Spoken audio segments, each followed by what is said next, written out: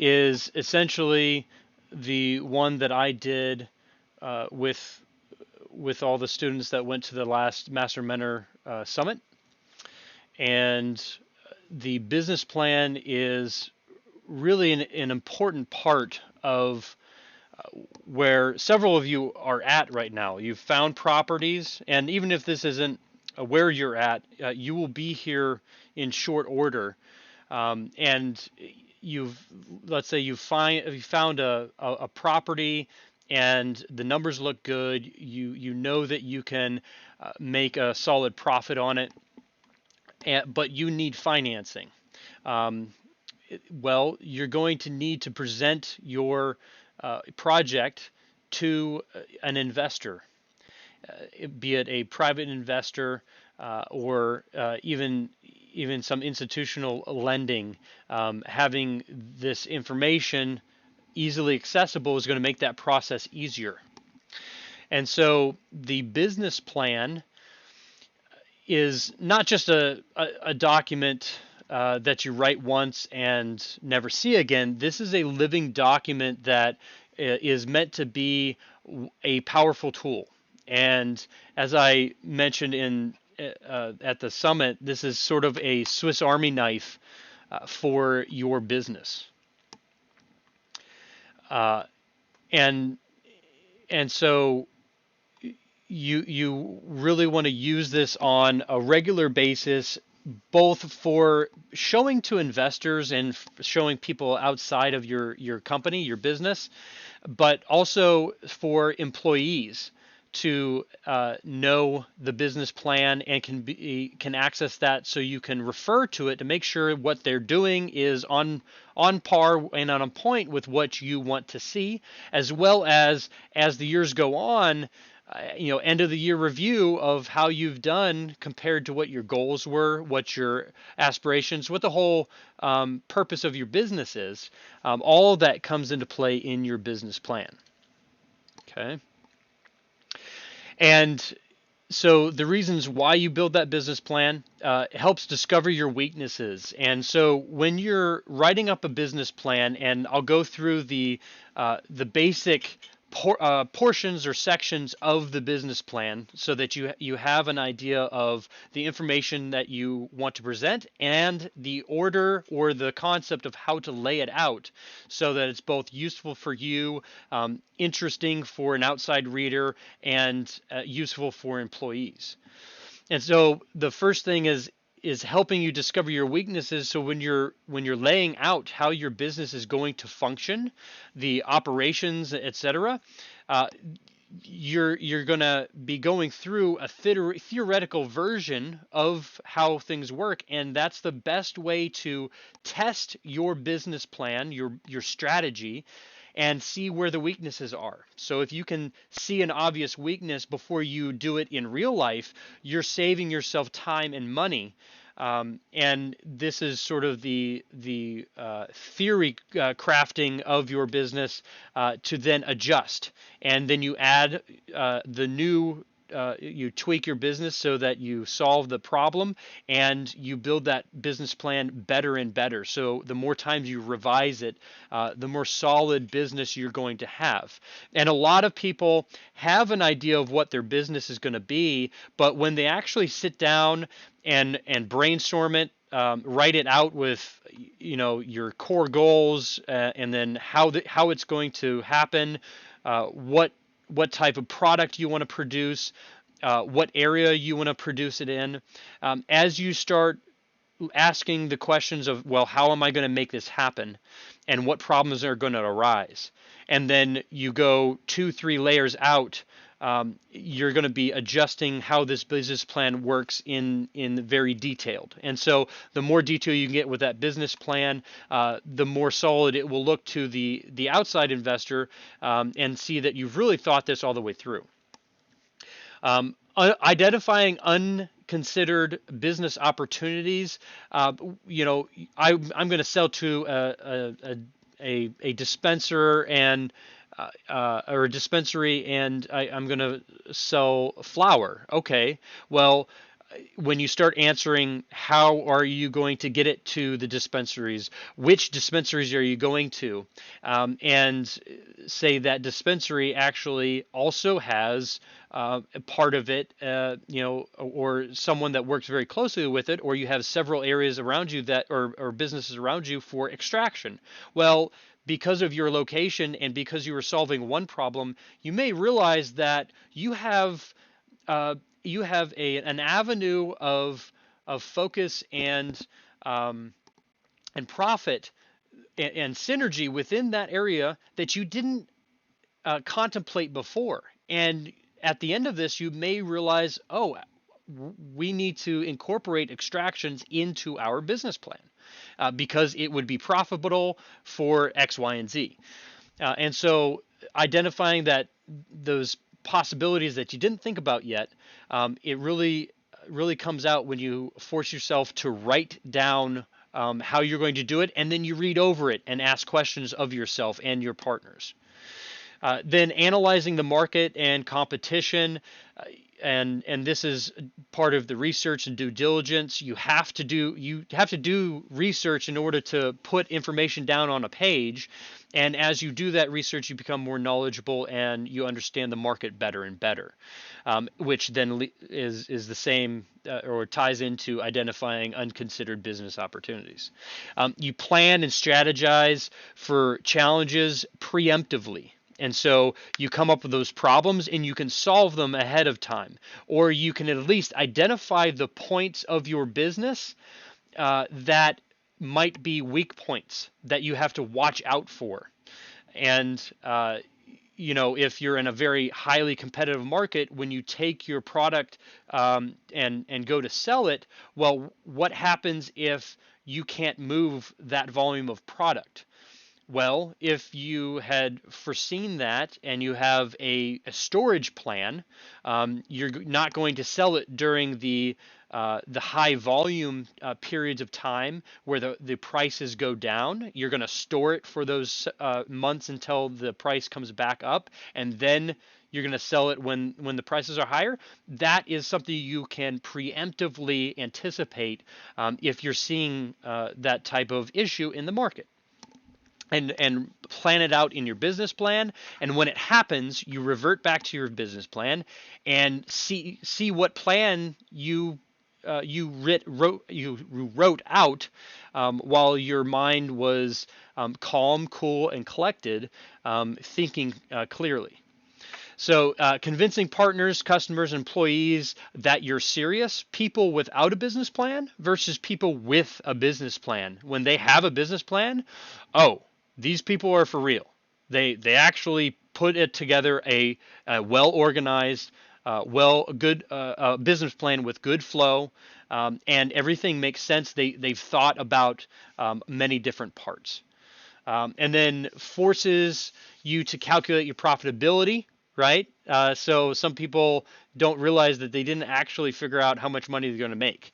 They focus more on the ideas and the concepts and the marketing, but how much are you actually going to profit? Well, in the business plan, when you have that section where you have to write it out, it forces you to do the math. That's something that I actually enjoy. It's something my wife would launch a company and never even consider what the end math of it would be until several months into it. That's why she and I are good partners. Then it also helps you to determine your target market. Again, that's analyzing the market, seeing where the competitions are, seeing the unconsidered business opportunities, and really target into on that market. So if that all makes sense, if you have any questions, you can type them in the chat now. If that makes sense to you and you're good to go on, then type in next, please. And I do that to make sure that you guys can still hear me and I'm not talking into nothingness.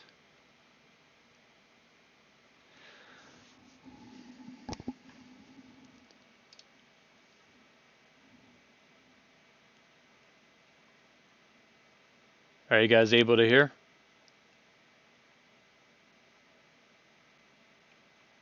All right, perfect. Great. Now, come on. Next slide. There we go.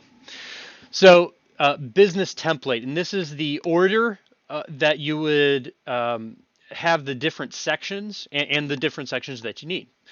You would have the executive summary, company description, products and services, marketing plan, operational plan, management and organization, startup expenses and capitalization, your financial plan, and then any appendices, any other graphs or visuals that help support the things that you have been talking about.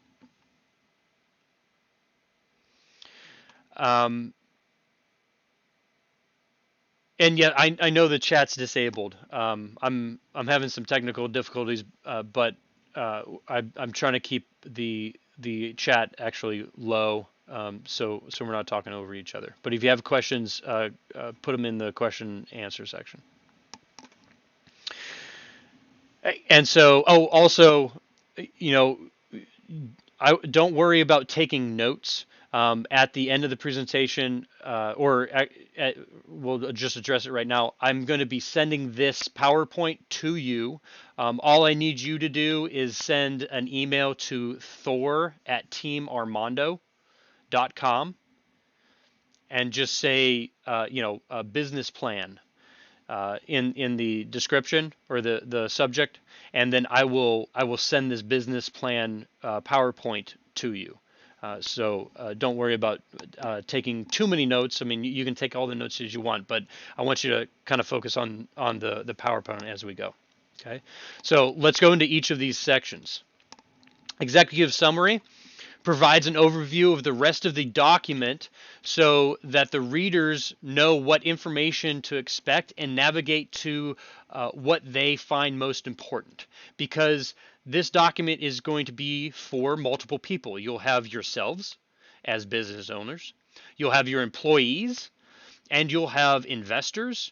And everybody is going to have different parts that they're more interested in. The investor may be far more interested in the financial plan first.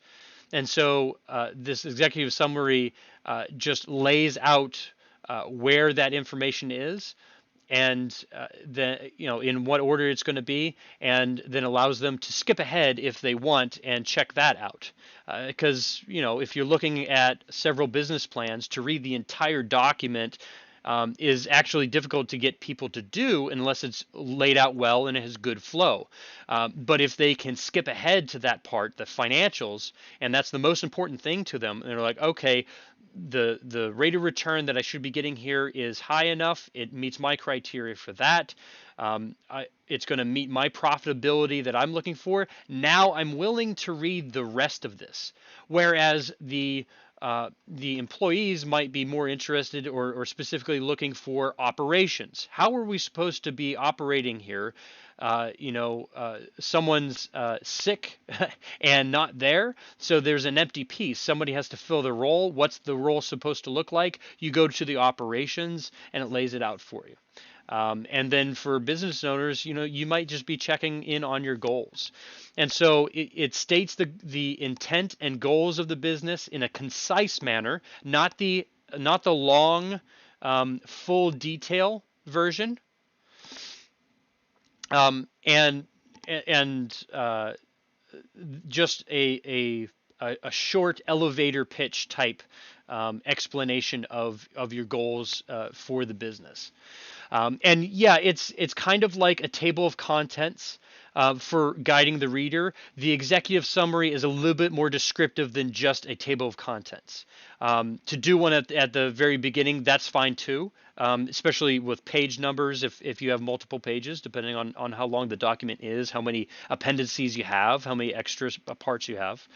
But the executive summary is the short form description. So that if you have someone that doesn't want to dive into the financials right away, they want to know a little bit about what this company is about and what your product is, they can get through this executive summary, and this should be like a one-page part of the document, concise and but hitting on all the points so that they have that overview, that simple overview to know whether they want to spend the time to go further. Okay. And then you briefly mention the value proposition of the business and the unique asset that will provide an edge for your business in the competitive market. So you've stated the goal of the company, and then what market or what product you are producing, and why you're going to be the best in the specific niche that you are. Do you have the ability to provide volume in a way that no one else can? Or do you have a specific strain that is a rare strain or a highly desired strain that very few people or nobody in that area has? If you have market research to support that, then you bring up that as what makes your business special. Then it outlines the attractive profitability for the investor and the longevity of the operation, and that's sort of alluding to the financial plan. The financial plan is where you actually lay out all the numbers. This is the part where you say you can make a 20% return on your investment, or the the grow has the ability to do 1.5 million in gross sales. Numbers like that give an idea of what scale of business this is and how profitable it could be, and how your document's going to explain that. Okay. Everybody got executive summary? If there's any questions, otherwise, type next in chat.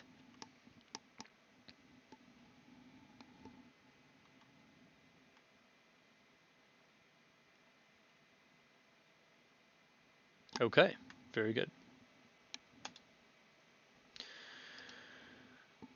Okay, then we have the company description.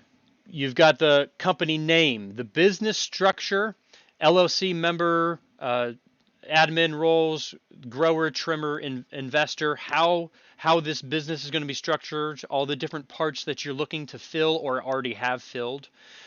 Provide a mission statement, what drives you, and how you're going to serve the customer, and your bigger vision. This is the part where you can elaborate a little bit more lengthy and be detailed about what your vision is. If you have something that you're passionate about, that's the reason why you're doing this business, then that's the place that you articulate your passion. The overview of the market. So if you're going to go into the Oklahoma market, if you're in the New Mexico market, do some research, pull some articles, and have some written documentation, news articles, etc., that support information or the reason why you would want to get into this market. If it's New Mexico, it's because it's a new market and it hasn't realized its full potential. If it's Oklahoma, then it's an older market. It's a more saturated, but what's happening in the next month or so in regards to the legal aspect, right? And so if there's major changes happening, that supports why you want to get into the market now. The limit of licenses and the fact that you're able to get one.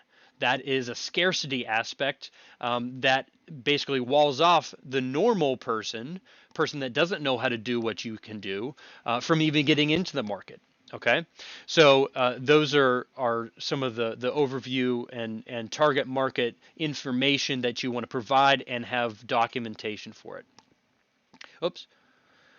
And then this needs to be clear and concise. The details will fill in later, and actually the mission statement is just the statement. The full description of that is going to be in a later portion of this.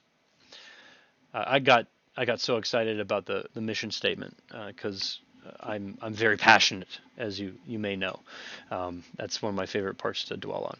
Okay, everybody good with company description? If you are, please give me a next.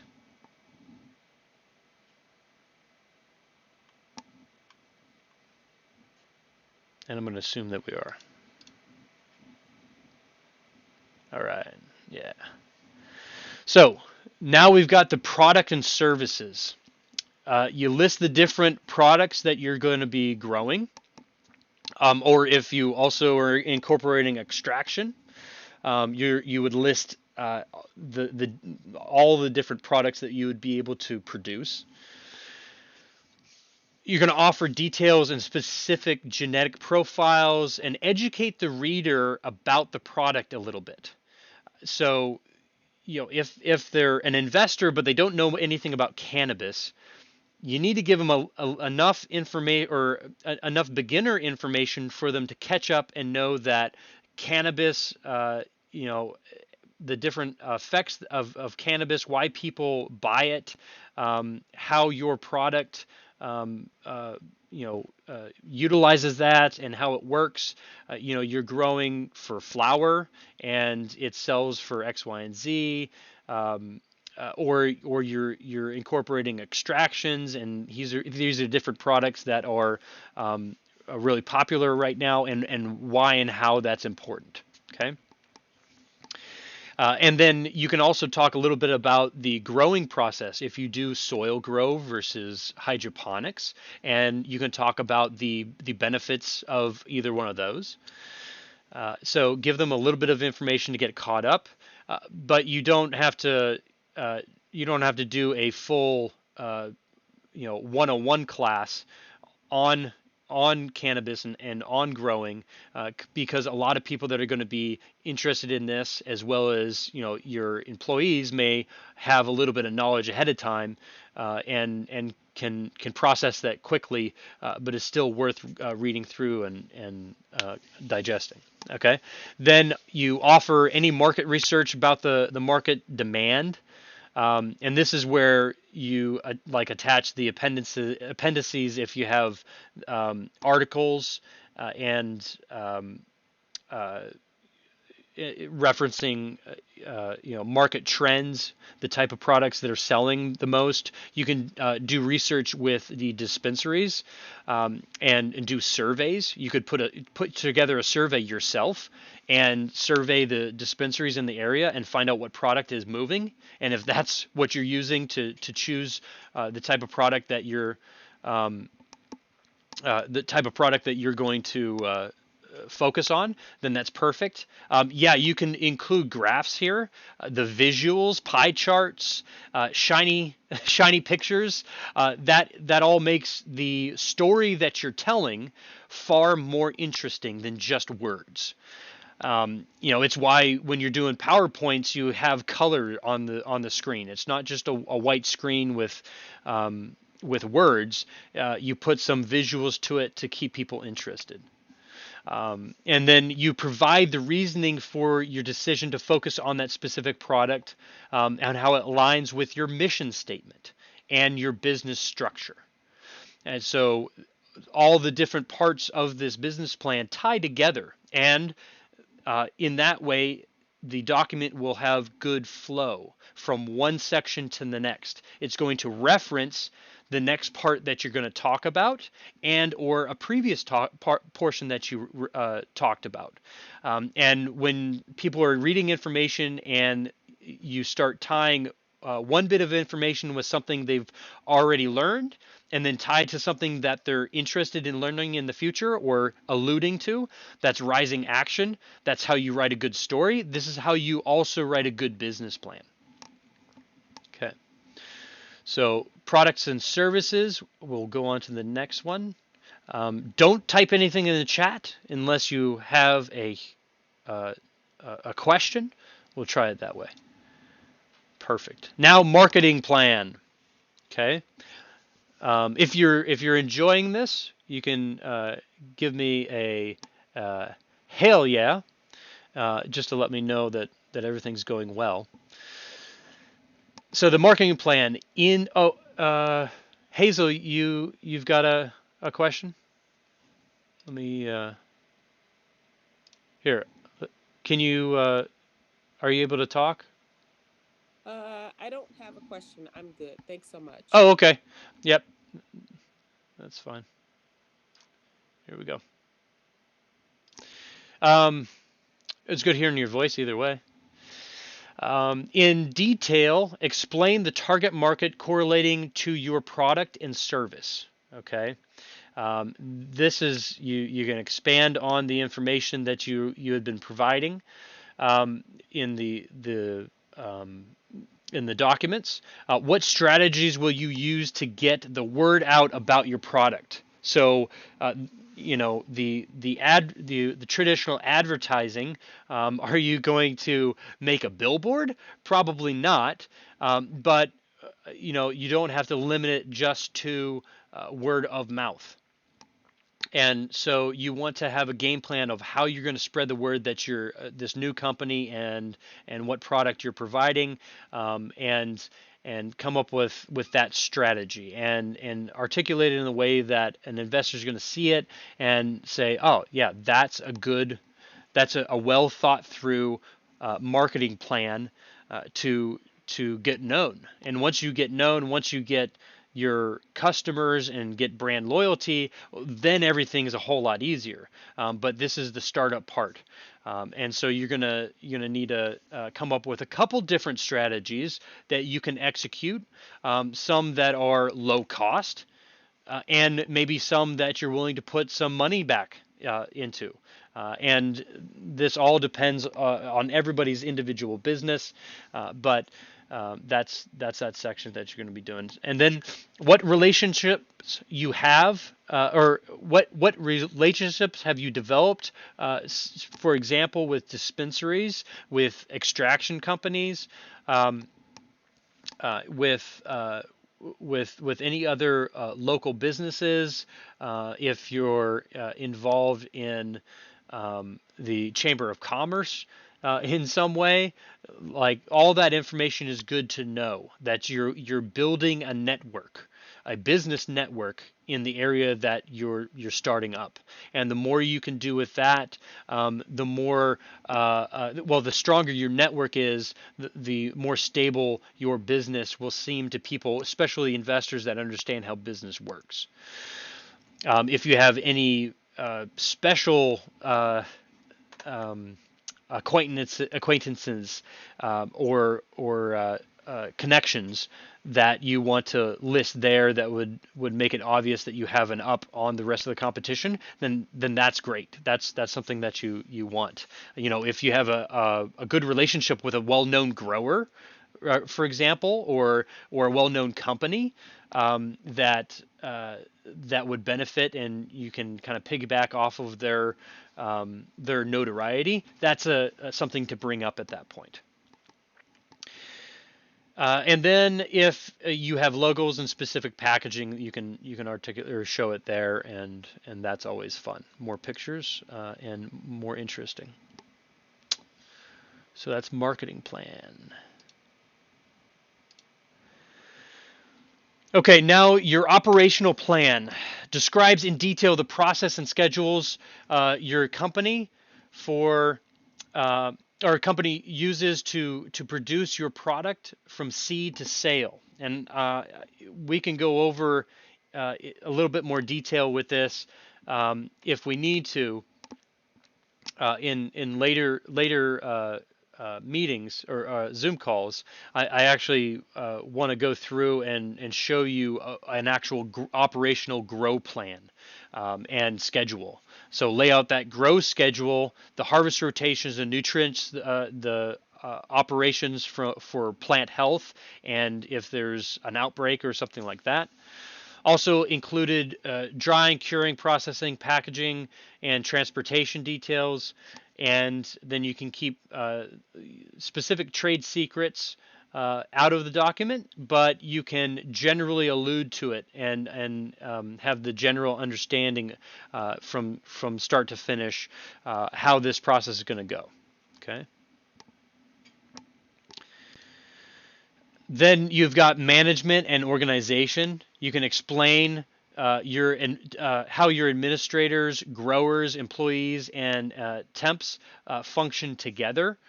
So when the temps come in for trimming, who's in charge of them? who's going to be running that process? Is it the grower, or are the employees? Maybe you have a couple that are really know what they're doing, and you can delegate a little bit better. But you want to have that laid out so that everybody knows what the role is when it's time to do the harvest, time to do the trimming. How are we going to operate? And you lay that out. Who's in charge making those decisions? What's the planned work schedule? Who's going to be showing up different days? If someone's going on vacation, you need to have that organized, and to show that is a great you know a great part to show that you're ready to go and you have organization in your business. What redundancies you have in place to make sure that mistakes aren't made. That's that gets down to some nitty gritty detail, and for people that don't like writing things down and writing out documents, that's usually a chore to get through all of it, but it is very important, and oftentimes can be the difference between a business that operates efficiently and effectively, and one that just always seems to have things go wrong, and that has to do with redundancies and a formal operation that everybody is aware of. And then explain the basics about the corporate structure, highlight the I think I put the wrong word there. The way that your corporation is set up and how you're going to minimize the taxes, maintain the licenses, and mitigate liability. I think it's supposed to be elegant, not inelegant. That's a big difference.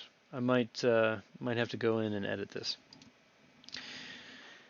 So startup expenses and capitalization.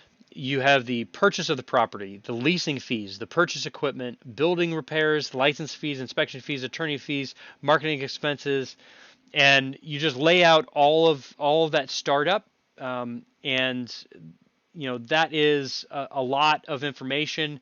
Most people don't really read through all of it, but they at least see that you have anticipated all of the items that you would expect coming into a new business. Okay. And it justifies or explains what the loan amount is being requested from the investors, and it makes sure that you didn't miss something as a business owner. You didn't miss something that you're going to have an expense as you start up. Okay.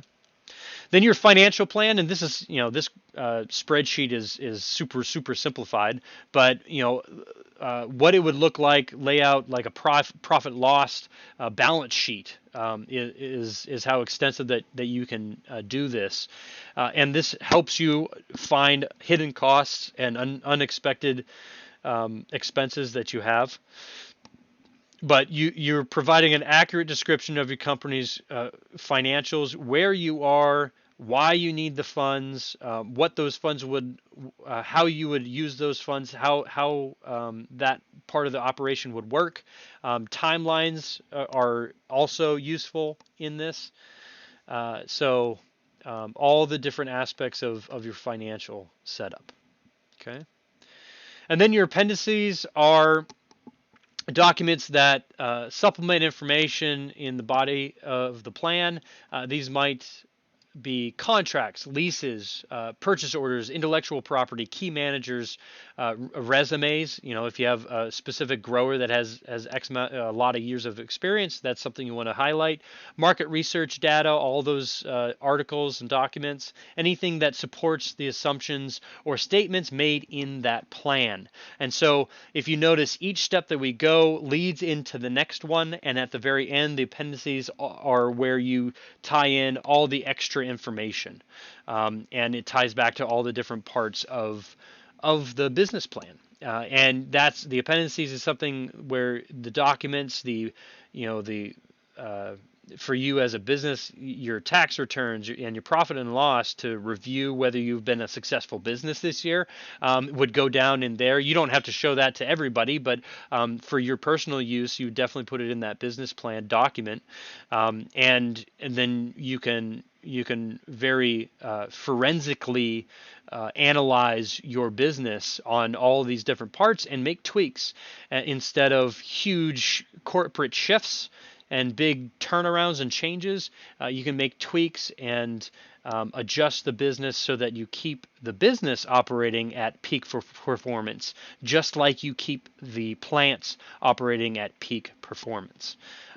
So you're growing this business in the same way that you're growing the cannabis, and that's kind of how I see these things, and how I like to see business plans laid out. If you can lay out a business plan like that, then you are in the front of the class. You are going to be one of the business plans that a very picky investor is going to give it a chance. And then it depends on, do you have a good product? Do you have a good deal? How does it lay out with everybody else? But this is getting your foot in the door, or I should say, getting your foot in the door and getting them through the document is what really ends up selling that portion of it, and getting investors really interested in it, and gives you a lot of material to then have good, solid conversations and hit it home. And so that is the business plan. Do you guys have any questions about that? I wanted to make this a resource for you, to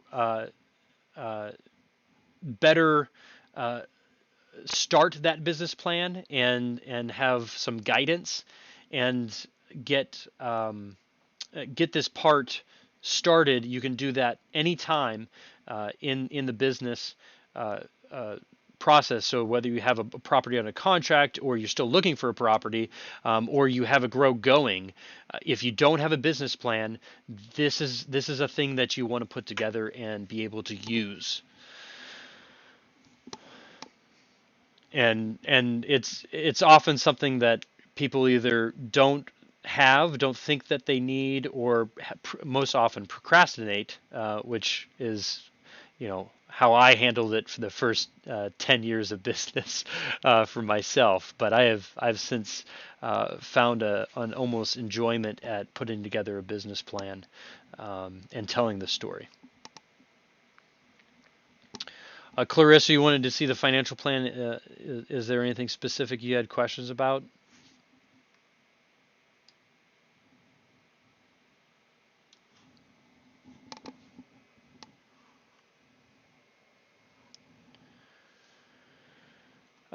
And if you guys have any other questions, you can email me as well. We can talk about these, and or schedule a phone call and go over it. If you're writing a business plan, or you want me to take a look at your business plan, you can email those to me, and I take a look at it and see how it reads. Having a couple different eyes view it helps you tweak and perfect it. Okay. And Clarissa, just also remember, if you need, or if you would like me to send this PowerPoint to you, just email me, and put business plan in the subject line, and I will send you it's a PowerPoint document, so that you can have these for your notes as well.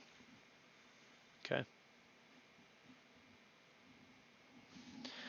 With that, I don't have anything else for you today. Hopefully that was helpful, and we will be doing another webinar next Wednesday. I believe that this was actually supposed to be 7 o'clock Eastern time, versus 7 o'clock Central time. So normally it would be 1 hour earlier than it was today.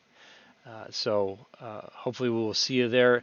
And one thing I will be going over is actually the actual grow plan, the operations, the nutrient, or the grow schedule, the nutrient schedule, etc. An example of one to go over, and then I have a few other topics that we can go over. And so Mario, you're asking when will we be discussing funding? That's a topic that we can bring up. If that is one that is of interest to you guys, I was going to do that a little bit later, but I can make that potentially next week if you would like. Um, Give me just put funding in the chat if you'd like to do a webinar on the funding aspect.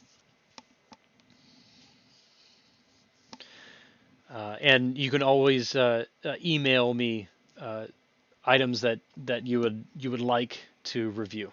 Okay, yeah, I'm getting a couple people wanting funding. So let's call next week. We'll be doing the webinar about funding and the different aspects that you want to have in place, in line, the couple different options that you have to fund your grow, and then we'll do it like that. Okay, guys. Then have a great night, and we'll talk to you later.